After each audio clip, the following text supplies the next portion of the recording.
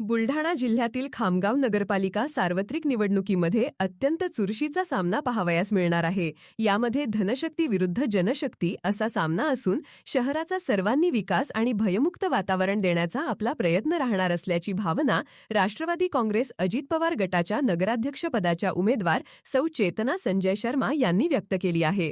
प्रचाराला अवघे 2 दिवस उरलेले असताना राष्ट्रवादी काँग्रेस पक्षाच्या उमेदवारांना शहरातून भरभरून प्रतिसाद मिळत आहे.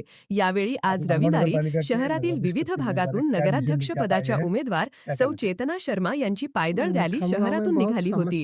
यावेळी शर्मा यांनी माध्यमांशी संवाद साधला. सौ चेतना संजय शर्मा यांना खामगाव शहराला विकासयुक्त शहर आणि भयमुक्त वातावरण देण्याचा मानस राष्ट्रवादी अजित पवार गटाच्या नगराध्यक्षपदाच्या उमेदवार सौ शर्मा यांनी व्यक्त केला आहे. मैं नगराध्यक्ष पद के लिए इसलिए चुन के आई तो सब स्वच्छता, पानी की संधि, सब समस्याओं को हल करूंगी. मी प्रांजली प्रशांत धोटे आणि आमच्या नगराध्यक्षा जे राष्ट्रवादी काँग्रेसकडनं उभ्या आहेत नगराध्यक्ष पदासाठी. मी नगरसेविका पदासाठी उभी आहे.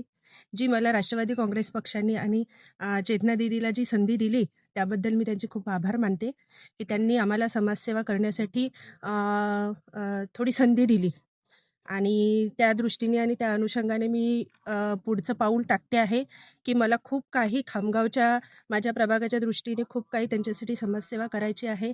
जे काही दुरावस्था आमच्या भागाची झालेली आहे, पाण्याची समस्या आहे इतर भागांमध्ये, त्याच्यानंतर रस्त्यांची समस्या आहे, त्याच्यानंतर स्वच्छता आहे की घंटागाडी येत नाही. 6-6 दिवस आम्हाला वाट पाहावी लागते की 6-6 दिवसानंतर आमच्याकडे घंटागाडी येते. ते पण आम्हाला त्यांना कॉल करून सांगावं लागते, कंप्लेंट्स द्यावं लागतात. वारंवार कंप्लेंट देऊनसुद्धा ज्या काही आम्हाला या योजना किंवा ज्या काही आम्हाला मिळायला पाहिजे त्या मिळत नाही. त्याच्यामुळे आता त्या दृष्टीने मी पुढचं पाऊल टाकते आहे. आता आपल्याला प्रभागामध्ये प्रतिसाद खूप छान आहे कारण आता लोकांना बदल हवा आहे. लोक आता कंटाळून गेले की तेच आम्ही वर्षानुवर्षे आम्ही जे आहे आधीचे त्यांना संधी देऊन झालेली आहे, परंतु त्यांनी कुठलेही काम आमच्या खामगावाच्या किंवा आमच्या प्रभागाच्या दृष्टीने केलेलं नाही आहे. त्याच्यामुळे आता आम्हाला थोडा बदल पाहिजे आहे असा आम्हाला रिस्पॉन्स मिळतो आहे.